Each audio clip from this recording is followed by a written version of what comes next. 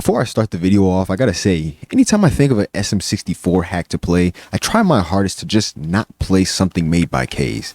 I don't know, something in the back of my head makes me feel like it'll become a bias of some sort towards other ROM hacks. But over time, I began to realize that in the grand scheme of it all, it's not that it's me being biased, but just sheer appreciation for quality. And the only thing wrong about that is the fact that Nintendo could have that same seal of quality they used to have that Kaze brings out to this old as hell Nintendo 64 game.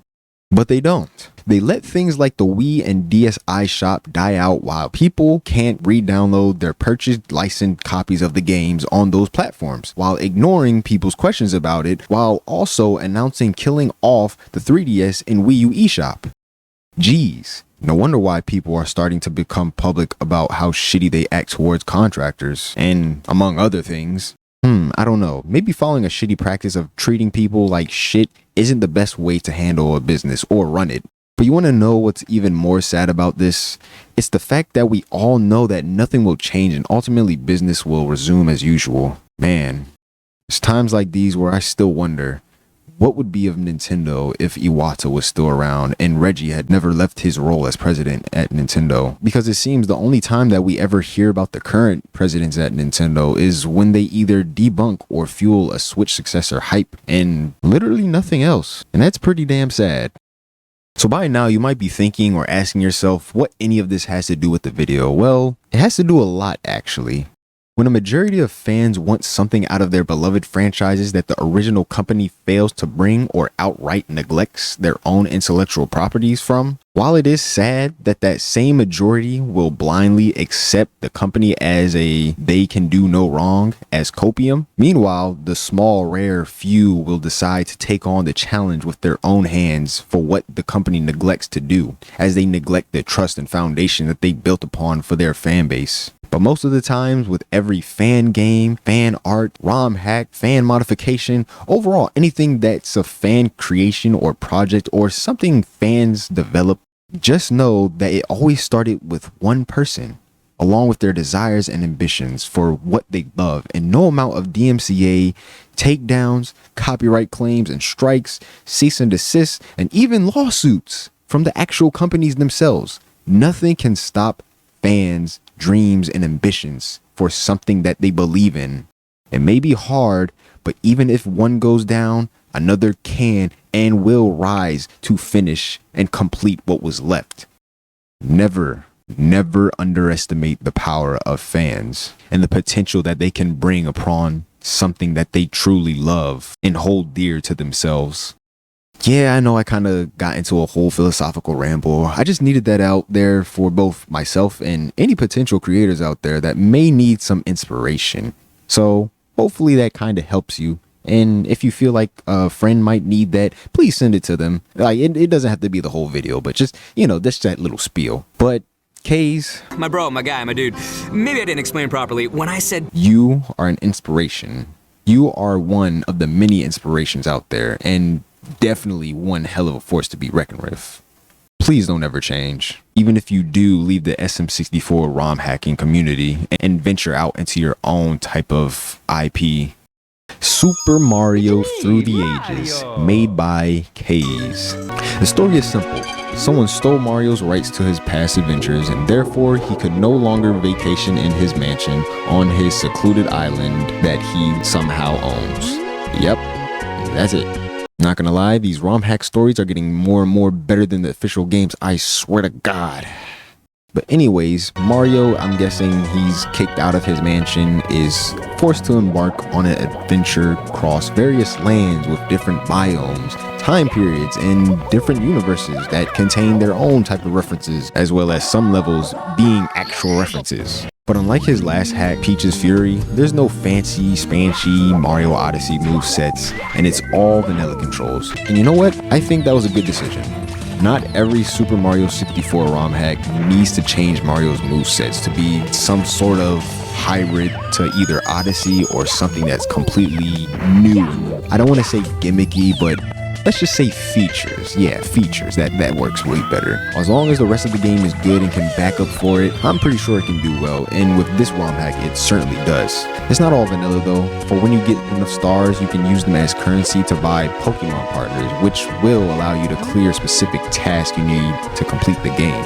Pay to open cannons, and unlock the wing cap. And it all resides within the Pink Panther's shop. Reminder, this is a Mario game, everyone. Also, speaking of Pokemon, if you go to the boardwalk, there's a ball bomb that'll send you to tutorial levels specifically for whatever partner you bring along with you, just so you can get a feel of each of all the Pokemons can do. And considering I forgot everything outside of Gen 1, it really helped route star collecting and experimenting what could be possible as far as what Pokemon did what in order to get a grasp of their added features. As far as the levels are concerned though, they all look great and were fun exploring throughout the game. I might have taken a little bit too long in the first level, but as I said earlier, the controls are in the regular Super Mario 64 style. There were times where I did ground pound thinking I was going to be able to dive, but other than that, with the addition of a fluid full camera control and the option to have invert rotation on or off, and the new auto cam off and on switch that made it easier to perform wall jumps without the risk of the camera screwing you over. I will admit though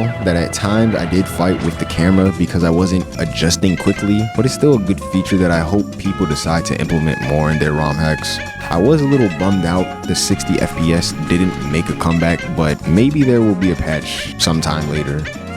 Hopefully. And the last thing that I noticed that is really starting to become a great quality of life addition that some ROM hacks are doing is widescreen, that I definitely love. And since it doesn't have some weird pop-in on the size of the screen when it comes down to custom objects or just objects in general, it's a really nice, good visual representation of what I would have really loved out of the original Super Mario 64. My only gripe here was the fact that anytime you collected a star, you still get booted out of a level. I get why Kaze did it, considering some stars do contain like some story-based type things, but I feel like having the option would be better, especially if you're collecting coins, red coins, and then you just want to get something else, you know, just to get it out the way. But that's just me. I know I'm not the be-all end-all. I'm just part of the small minority of them. From the island hub area, Pokemon tutorial levels, and from the rest of the 11 levels, each contained a unique theme, layout, music track, and story, and overall setting that from a designer's perspective is really commendable. I would say, as far as honorable mentions are concerned, would be the first level, El Dorado, a mines-inspired literal square land with eastern island heads, chucking rocks down, a flying that thing, and frankly, not that much on the outside or inside for that matter, that being just a puzzle game and reference to the Indiana Jones scene of The Rock. I'd say the grassy, weathered structure, basic in comparison to other levels, let you stretch out and test what you can do without hassle, with even the teleport to land from Peach's Fury making a comeback with the consequence of only 1 HP loss. Nonetheless, it's a level that provides a good start to the game in letting you test whatever new mechanics are implemented. The next level, Colossus of DK, a giant statue of Donkey Kong in a Apatow from Sonic Unleashed like level, which was already inspired by Greece. So, Greece level basically. It has a few Koopas as the residents, the ancient arcade game of Donkey Kong built into the mountain, and a few boats at the dock. And racing the Koopa with a jet ski while he surfs using his shell was a short but yet again another new way of racing Koopa the Quick. The last ROM hack I played, you race Koopa with a fucking glider. So this was like, it's back to back. Like, I swear, they're just really being creative. They're really trying to flex. They're trying to make the best race. But the last mention, oh my gosh. But the last mention to wrap it up was Planet Namek. And you basically do the Frieza saga, saving Gumekians, finding the Dragon Balls, and even finding Bulma as she makes her appearance here. I don't know what caused this man to make this, but I fucking loved every second of it, especially since a certain fake company tried to copyright claim the stream that I did for this game, and I'm just there like, wow, that sucks. So I'ma just appeal, and bam, within the span of like 2 days, they said fuck that shit, we already dealt with Toei, so hey, just felt I should add that in there as filler. In all honesty, I wanted to make a full showcase as I usually do for ROM hacks or fan games, but for this game being not on the shorter side like mini hacks would have probably been a longer video than what it probably already is, and even making Namek be the last level to mention longer than the other 8 level snippets was pretty hard to do, since they all were just fantastic in their own right, especially the Alice in Wonderland, which was like, what the actual fuck.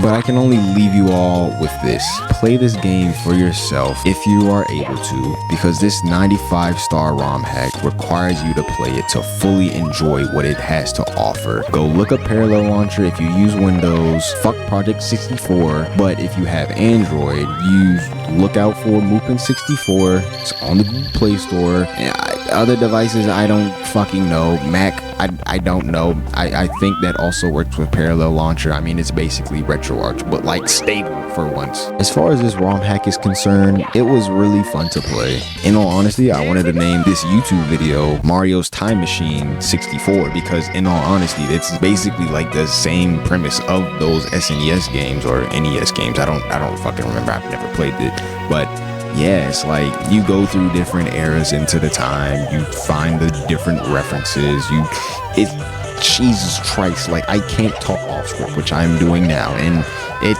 there's just so much about this game that was really amazing.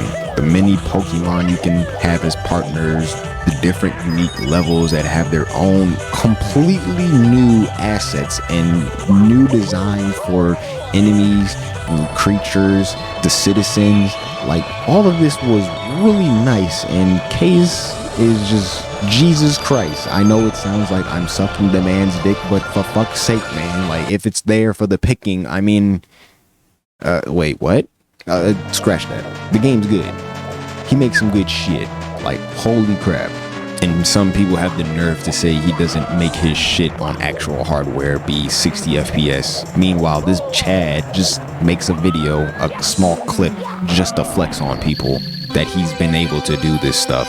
Because he hasn't, he totally hasn't learned the SM64 code from the ground up. But yeah, this game was fucking amazing. Good job, Kaze. Obama would be proud. So yeah, this hack made by Kaze was a grand time to play, and hopefully all the people that stopped by the stream played it for themselves after seeing me stream it. Thanks again to Kaze for making it another awesome hack, and I will await the next one, which I feel like it may be coming sooner than I think. As for everyone else, get the fuck out of my apartment unit. But until next time, as I always say, good morning, good afternoon, good evening, and good night, where you may reside. Hopefully you are doing good, your friends, families, and close ones in your life alike. Thanks for watching the video. Like, comment, share, subscribe. I hope to see you next time. And be easy, my friends. Peace out. Alright, just need those last 3.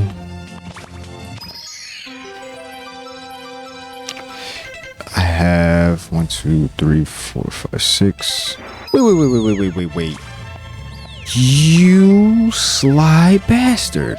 This whole entire time I'm thinking I'm collecting 3-dimensional coin stars, but they're just 2-dimensional. I've been goofed.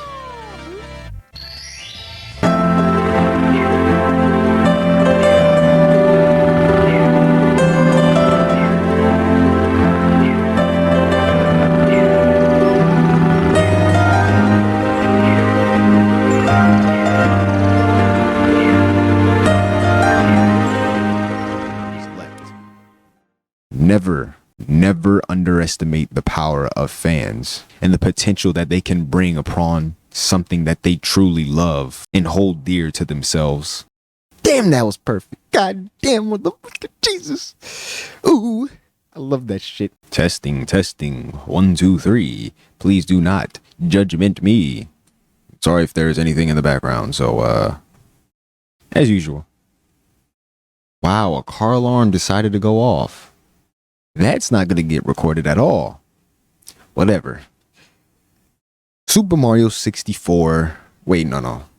Mario's Time Machine 64. Yeah, that's good. They really... It's a fucking Saturday. Shut the fuck up. Okay, continuing on. Maybe following a shitty. I'm gonna let this shit go past. Fucking dickhead, big ass motor vehicle. It's a fucking Saturday. Go play, run outside. Don't drive. Fuck. All right, where was I at? Maybe following a shitty practice. Yeah, okay, there we go. But for most of the times, wait, I would say make sure to have the reply. If this goddamn siren wasn't so fucking loud, Jesus, now I gotta just say the whole entire fucking thing all over again. Shit. Just so you can get a feel. Just along with you. Just so you can get a feel. Just so you can get a feel of each of all the Pokemon's. Wait. With the addition of, other than that, what makes a comeback is the addition of a full reference to the Indiana Jones scene of The Rock, of Dwayne The Rock Johnson,